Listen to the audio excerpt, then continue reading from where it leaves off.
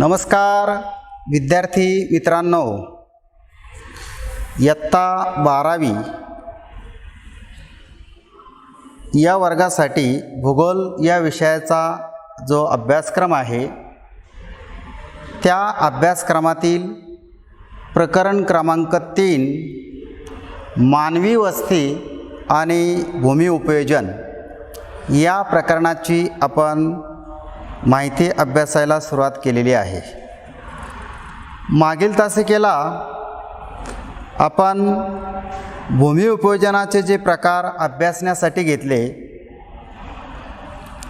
किंवा भूमी उपयोजनाचं जे वर्गीकरण 2 गटामध्ये जे केलेलं आहे त्यामध्ये ग्रामीण भूमी उपयोजन आणि दुसरा नागरी भूमी उपयोजन। कालच्या तासिकेला आपण ग्रामीण भूमी उपयोजनाच्या संदर्भातला भाग अभ्यासला। ग्रामीण भागातलं एकूण क्षेत्र कोणकोणत्या घटकांसाठी एकंदरीत उपयोगात आणलं गेलेलं आहे त्या संदर्भातली आपण काल चर्चा केली। ग्रामीण भूमी उपयोजनामध्ये शेतीसाठी जास्तीत जास्त क्षेत्र उपयोगात आणलं गेलेलं आहे। काही पड क्षेत्र आहे, काही गावठाण स्वरूपातलं क्षेत्र आढळतं आहे, तर काही वेगवेगळ्या घटकांसाठी क्षेत्राचा वापर ग्रामीण भागामध्ये एकंदरीत केलेला आहे आणि त्यामुळे ग्रामीण भूमी उपयोजनाचा असणारा एकंदरीत आकृतिबंध किंवा त्या ठिकाणचा असणारा भूमी उपयोजनाचा एकंदरीत भाग आपण या संदर्भात चर्चा केली। आज आपण नागरी भूमी उपयोजन हा जो दुसऱ्या वर्गीकरणातला जो टप्पा आहे त्या संदर्भातली आपण चर्चा करणार आहोत। तर प्रथमतः नागरी भूमी उपयोजन म्हणजे काय ही संकल्पना या ठिकाणी अगोदर आपण नीट समजावून घेऊया। नागरी क्षेत्राचा किंवा एकंदरीत नागरी भागातील असणारा एकूण क्षेत्रफळाचा वापर हा कोणकोणत्या घटकांसाठी केलेला आहे त्याला नागरी भूमी उपयोजन असं म्हणतात। म्हणजे एखाद्या नागरी भागाचं एकूण जे क्षेत्र असेल त्या क्षेत्राचा वापर हा कोणकोणत्या घटकांसाठी केला जातो, कशाकशासाठी ते क्षेत्र वापरलेलं आहे, त्या क्षेत्राचा वापर करताना एकंदरीत कशा पद्धतीने ते क्षेत्र वेगवेगळ्या घटकांसाठी विभागलेलं आहे आणि त्या अनुषंगाने नागरी भूमी उपयोजनाचा जो आकृतिबंध जो आहे तो या ठिकाणी आपल्या सहज लक्षात येतो। म्हणून नागरी भूमी उपयोजन म्हणजे एखाद्या नागरी भागाच्या क्षेत्रफळाचा वापर हा ज्या विशिष्ट घटकांसाठी केला गेलेला आहे त्याला नागरी भूमी उपयोजन असं म्हणता येईल, अशी आपल्याला एकंदरीत ही व्याख्या सहजपणे स्पष्ट करता येते। मग यामध्ये जगातला कोणताही नागरी विभाग त्याला अपवाद ठरू शकत नाही। त्यामध्ये क्षेत्र वापरण्याच्या संदर्भातला कमी जास्तपणा असू शकेल। वेगवेगळ्या क्षेत्रासाठी किंवा वेगवेगळ्या घटकांसाठी जे क्षेत्र उपयोगात आणलेलं आहे त्या क्षेत्राचा वापर कमी जास्त प्रमाणात असेल, परंतु ते क्षेत्र उपयोगात आणलं गेलेलं आहे हे या ठिकाणी मात्र आवर्जून आपल्याला या ठिकाणी उल्लेख करावा लागेल। आणि म्हणून नागरी भूमी उपयोजनामध्ये पहिला घटक आहे निवासी क्षेत्र। सर्वात महत्त्वाचं क्षेत्र म्हणून ओळखलं जातं की निवासी क्षेत्र हे नागरी भागातलं सर्वात महत्त्वाचं आहे आणि नागरी भागातील किंवा शहरी भागातील लोकांनी निवासासाठी जे क्षेत्र वापरलेलं आहे किंवा निवासासाठी जे वेगवेगळ्या प्रकारची बांधकामं केलेली आहे किंवा ज्या घरांची निर्मिती केलेली आहे त्यातून निवासी क्षेत्र जे आहे ते प्रामुख्याने निर्माण झालेलं असतं। त्याला आपण एकंदरीत जर बघितलं तर अशा प्रकारचं भूमी आच्छादन हे एकंदरीत जे आहे निवासी क्षेत्राचं ते एकंदरीत दिसतं। आणि ग्रामीण भागापेक्षा नागरी भागामध्ये भूमी उपयोजनाच्या बाबतीत जर तुलनात्मक भाग जर बघितला तर ग्रामीण भागामध्ये वस्तीसाठी कमी क्षेत्र वापरलं गेलेलं असतं, कारण ग्रामीण भागात वस्ती नेहमी कमी असते। पण नागरी भागात जर बघितलं तर नागरी भागामध्ये कमी जागेत जास्तीत जास्त लोकांचं केंद्रीकरण झालेलं असतं, दाट त्या ठिकाणी वस्तीची निर्मिती झालेली असते। आणि म्हणून निवासी क्षेत्राच्या दृष्टिकोनातून निवास कामकाजासाठी किंवा निवासी क्षेत्र म्हणून जे नागरी भागातलं भूमी उपयोजन जे आहे ते या ठिकाणी विशेषतः निवास कामकाजासाठी हे क्षेत्र वापरलेलं दिसतं, उपयोगात आणलेलं दिसतं. त्यानंतर दुसऱ्या क्रमांकाचा घटक आहे औद्योगिक क्षेत्र. तर औद्योगिकरणाच्या दृष्टिकोनातून जर बघितलं आपण तर औद्योगिक कामकाजासाठी जी जमीन नागरी भागाच्या लगतची उपयोगात आणली गेलेली असते की ज्या ठिकाणी लोक स्वतःच्या उपजीविकेसाठी जे उद्योगधंदे करतात किंवा ज्या उद्योगधंद्यांमध्ये अनेक लोक येऊन कामकाज करतात किंवा ज्या वेगवेगळ्या उद्योगधंद्यांचं स्थानिकीकरण त्या नागरी भागालगत त्या ठिकाणी झालेलं असतं आणि त्यामुळे नागरी भागातील एकंदरीत क्षेत्राचा भाग जो आहे तो या ठिकाणी आपल्याला वेगवेगळ्या पद्धतीने वेगवेगळ्या उद्योगांसाठी ते क्षेत्र उपयोगात आणलेलं असतं की ज्या ठिकाणी वेगवेगळे प्रक्रियात्मक उद्योग चालतात, वस्तुनिर्मिती करण्याचं कामकाज चालत असतं, जेथे लोक अनेक त्या ठिकाणी उद्योगधंद्यांवरती आपली उपजीविका, नोकरी, व्यवसाय त्या ठिकाणी करत असतात आणि त्यामुळे औद्योगिक क्षेत्र हे नागरी भागातलं एक अत्यंत महत्त्वाचं क्षेत्र म्हणून गणलं जातं आणि म्हणून औद्योगिक कामकाजासाठी नागरी भागातला क्षेत्राचा वापर हा त्या ठिकाणी केला गेलेला आहे. औद्योगिक क्षेत्र म्हणून भूमी उपयोजन ही नागरी भागातला दुसऱ्या क्रमांकाचा घटक म्हणून एकंदरीत ओळखला जातो. तिसरा जो घटक सांगितलेला आहे संस्थात्मक क्षेत्र. म्हणजे नागरी भागामध्ये एकंदरीत संस्थात्मक क्षेत्र म्हणजे काय तर नागरी भागातल्या ज्या शैक्षणिक संस्था असतील, विद्यापीठं असेल किंवा नागरी भागातले काही मुख्य कार्यालय असतील किंवा काही लष्करी छावण्यांसाठी जागा दिलेली असेल तर अशा कार्यासाठी जे क्षेत्र वापरलेलं असतं त्या क्षेत्राला संस्थात्मक क्षेत्र असं म्हटलं जातं. मग वेगवेगळ्या शिक्षण संस्था या नागरी भागामध्ये केंद्रित झालेल्या आहे. विद्यापीठ उदाहरणार्थ पुणे विद्यापीठासाठी पुणे नागरी भागामध्ये असणारं क्षेत्र त्या ठिकाणी उपयोगात आलेलं आहे किंवा त्या ठिकाणचं जिल्ह्याचं ठिकाण असेल, कार्यालय असेल, पंचायत समिती असेल किंवा जिल्हा परिषद असेल यासाठी लागणाऱ्या जागा ज्या आहे ह्या विशिष्ट संस्थात्मक कामकाजासाठी उपयोगात आणलेल्या असतात. आणि तर काही छावणीसाठी मग उदाहरणार्थ औरंगाबादला लष्करी छावणी आहे किंवा नाशिकजवळ जर बघितलं तर नाशिकला जवळ त्या ठिकाणी लष्करी छावणी आहे, पुण्याला लष्करी छावणी त्या ठिकाणी आहे. म्हणजे लष्कराच्या वसाहतीसाठी ती जागा त्या ठिकाणी उपयोगात आणलेली असते, ते क्षेत्र उपयोगात आणलेलं असतं आणि त्या जमिनीचा वापर हा शैक्षणिक संस्थांसाठी, विद्यापीठांसाठी, मुख्य वेगवेगळ्या कार्यालयांसाठी किंवा लष्करी छावणींसाठी त्या क्षेत्राचा वापर हा केलेला एकंदरीत दिसतो.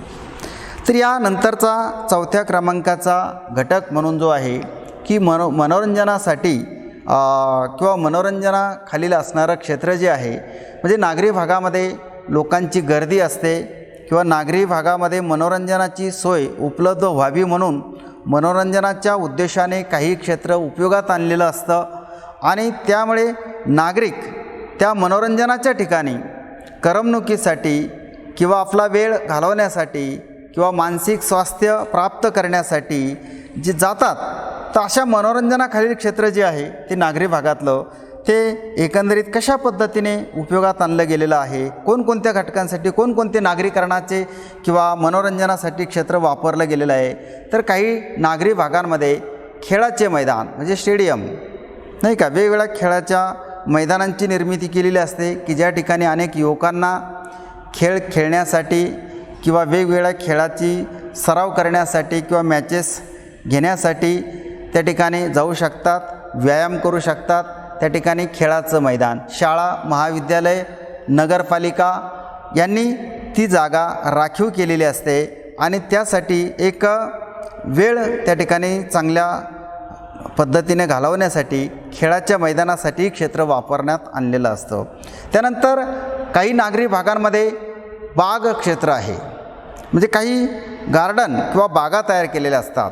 मग त्यामध्ये पुण्यासारख्या ठिकाणी सारसबाग आहे किंवा अगदी वेगवेगळ्या स्तरावर अगदी तालुका स्तरावरच्या नागरी भागांमध्ये सुद्धा काही नगरपालिकेच्या माध्यमातून किंवा जिल्ह्याच्या ठिकाणी महानगरपालिकेच्या माध्यमातून गार्डनसाठी राखीव जागा असते आणि गार्डन त्या ठिकाणी उभारली जाते की नागरिकांना, नागरी भागातल्या लोकांना त्या ठिकाणी सहज त्या ठिकाणी फिरता यावं, बागेमध्ये त्या ठिकाणी सहज त्या ठिकाणी वेळ घालवता यावा, एक प्रकारचा मनोरंजनासाठी किंवा एक प्रकारचं मानसिक संतुलन किंवा मानसिक स्वास्थ्य टिकवण्यासाठी हा एक वेगवेगळ्या बागांची निर्मिती जी केली जाते ते सुद्धा एक मनोरंजनाच्या उद्देशानंच तयार केलेलं किंवा उपयोगात आणलेलं क्षेत्र आहे.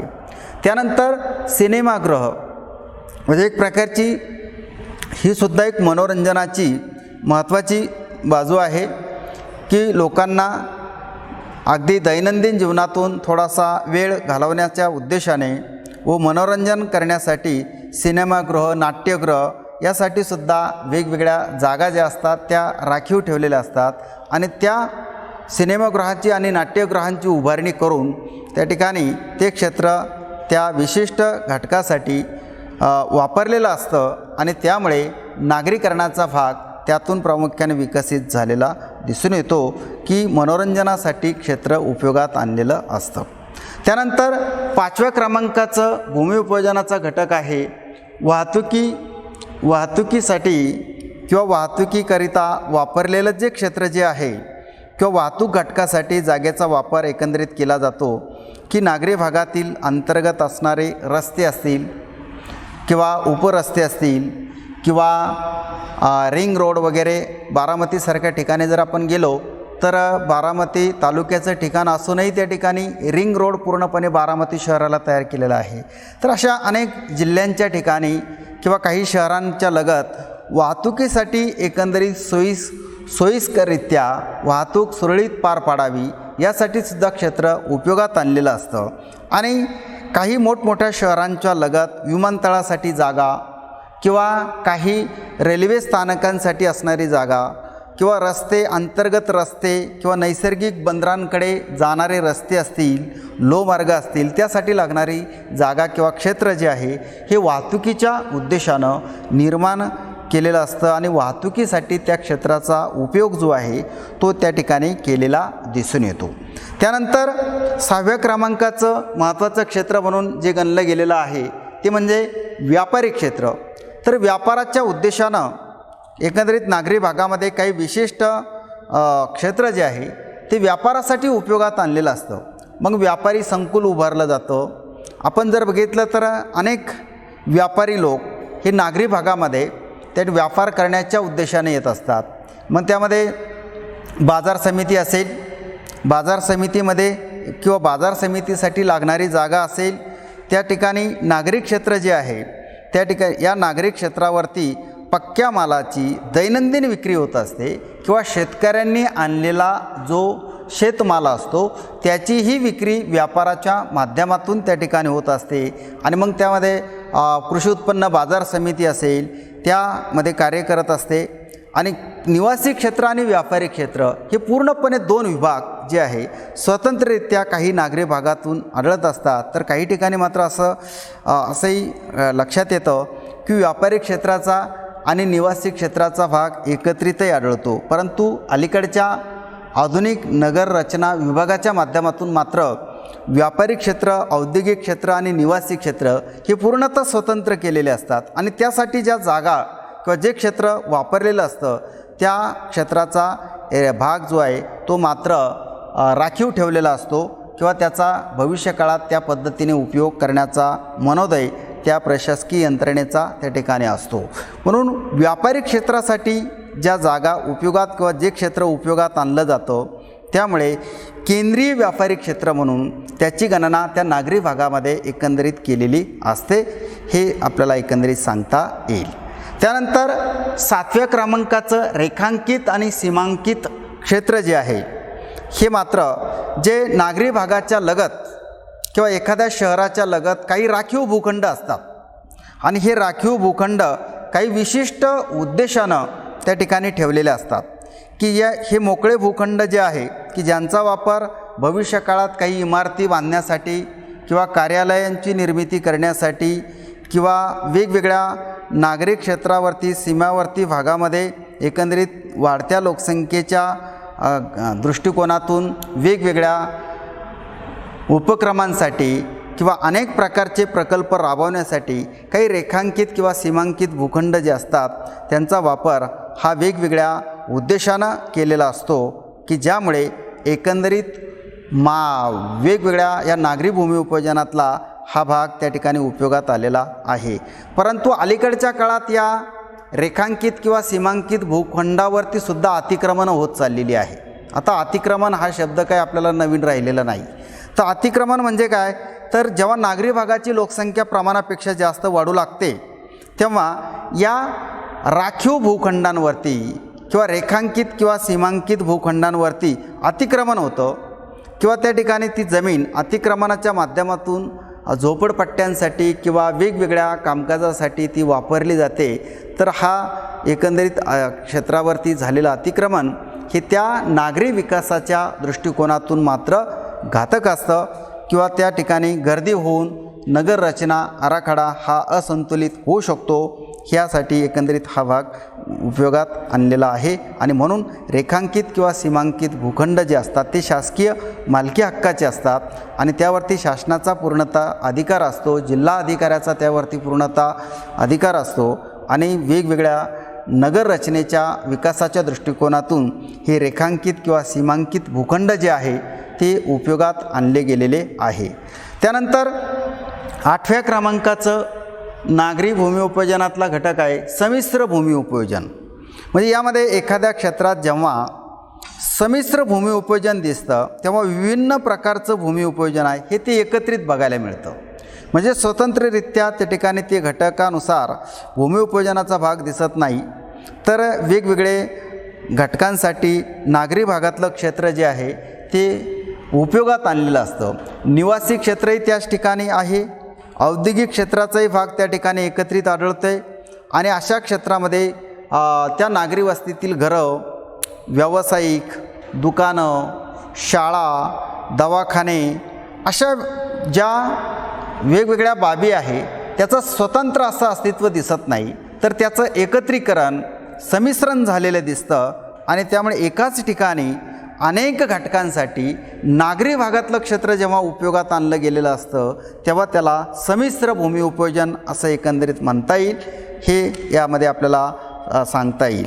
त्यानंतर पुढील एक भाग 2 संकल्पना ज्या आहे त्या ठिकाणी आपण थोडक्यात बघूया की नागरी भूमी उपयोजनाच्या माध्यमातून आपल्याला वेगवेगळ्या पद्धतीनं अनेक घटकांसाठी जे भूमी उपयोजन झालेलं आहे, परंतु यामध्ये पुढील उपघटक या प्रकरणातला जो आहे अगदी छोटासा आहे की भूमी उपयोजन आणि भूमी आच्छादन या दोन्ही संकल्पनेचा अर्थ या ठिकाणी नीट समजावून घ्यायचा आहे की भूमी उपयोजन म्हणजे काय आणि भूमी आच्छादन म्हणजे काय.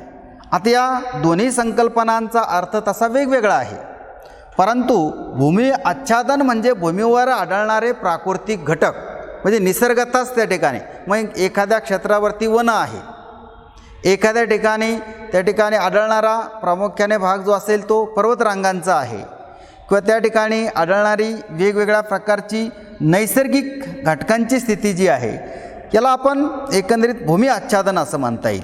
म्हणजे प्राकृतिक घटक त्यावरती आढळतात. मग वनं असतील, पाणी असेल, बर्फाच्छादन असेल, खडक असेल, वाळू असेल, डोंगराळ पर्वतीय प्रदेश असेल, तर या सर्व प्राकृतिक घटकांचं जे अस्तित्व ज्या विशिष्ट भूमीवरती आहे, ज्या क्षेत्रावरती आहे त्याला मात्र आपण भूमी आच्छादन असं म्हणूया. म्हणजे थोडक्यात भूमी आच्छादन म्हणजे प्राकृतिक घटकांनी व्यापलेला क्षेत्रफळाचा भाग, हे थोडक्यात आपल्याला सांगता येईल. या उलट जर आपण बघितलं तर भूमी उपयोजन म्हणजे काय, तर भूमी उपयोजन म्हणजे मानव कोणत्या कारणासाठी भूमीचा उपयोग करतो. मग मानवी वस्त्यांसाठी, औद्योगिक क्षेत्रासाठी असेल, शेतीसाठी असेल किंवा वेगवेगळ्या पद्धतीनं त्याचं व्यावसायिक क्षेत्र असेल, उद्योगधंद्यांसाठी क्षेत्र वापरलेलं असेल, चित्रपटगृह निर्मितीसाठी क्षेत्राचा उपयोग केलेला असेल. थोडक्यात भूमी उपयोजन म्हणजे मानव ज्या वेगवेगळ्या घटकांसाठी भूमीचा उपयोग करून घेतो त्याला भूमी उपयोजन असं म्हणता येईल. मग ज्यामध्ये शेतीसाठी असेल, खाणकाम असेल, उद्योगधंदे असतील, चित्रपटगृह असतील, नाट्यगृह असतील किंवा क्रीडांगण असेल, अशा वेगवेगळ्यासाठी हे एक त्याचा या दोन्ही संकल्पनेतला हा मूलभूत फरक या ठिकाणी आपल्याला सांगता येईल. दुसरं एक वैशिष्ट्य सांगता येईल की एखाद्या क्षेत्राचं भूमी आच्छादन व भूमी उपयोजन समजल्यास त्या क्षेत्राचं संपूर्ण आकलन आपल्याला या ठिकाणी सहज होतं. भूमी आच्छादनामध्ये नैसर्गिक घटकांचा प्रभाव आहे, तर भूमी उपयोजनामध्ये मानवी घटकाचा प्रभाव त्या ठिकाणी आहे. भूमी आच्छादन हे उपग्रही प्रतिमाद्वारे समजलं जाऊ शकतं. उदाहरणार्थ ॲमेझॉन नदीचं खोरं आणि कांगो नदीचं खोरं अत्यंत दुर्गम आहे विषुववृत्तीय प्रदेशातलं. तर या दुर्गम घनदाट वनांच्या प्रदेशात अजूनही मानवाला पूर्णपणे त्या ठिकाणी सर्वेक्षण करता आलेलं नाही, तिथं जाऊन प्रत्यक्षपणे अभ्यास करता आलेला नाही. मग अशा वेळेस या भूमी आच्छादनाचा अभ्यास करण्यासाठी उपग्रही प्रतिमा घेऊन त्या ठिकाणच्या भूप्रदेशाची, वनप्रदेशाची, भूरचनेची माहिती जी आहे ती मात्र अभ्यासली जाऊ शकते. आणि भूमी उपयोजनात मात्र भूमी उपयोजनामध्ये उपग्रही प्रतिमाद्वारे जी माहिती अभ्यासायची आहे ती मात्र सखोल पद्धतीनं अभ्यासता येत नाही, कारण त्यावरती मानवी घटकांचा प्रभाव आहे. तर विद्यार्थी मित्रांनो, आज आपण वेगवेगळ्या पद्धतीनं या भूमी उपयोजनाच्या संदर्भातला भाग अभ्यासत असताना त्या ठिकाणी अनेक प्रकारची जी प्रामुख्याने स्थिती जी आहे किंवा वेगवेगळ्या पद्धतीनं भूमी उपयोजन ग्रामीण भागातलं आणि नागरी भागातलं प्रामुख्याने जे आढळतं आहे त्या संदर्भातला भाग या ठिकाणी आपण चर्चेत घेतला. आणि वेगवेगळ्या पद्धतीनं भूमी उपयोजनाचं स्वरूप जे आहे ते या ठिकाणी आपण नागरी भूमी उपयोजन आणि भूमी आच्छादन या दोन उपघटकांच्या संदर्भातली चर्चा आपण केलेली आहे. उर्वरित माहिती आपण नंतरच्या तासिकेत अभ्यासूया. धन्यवाद.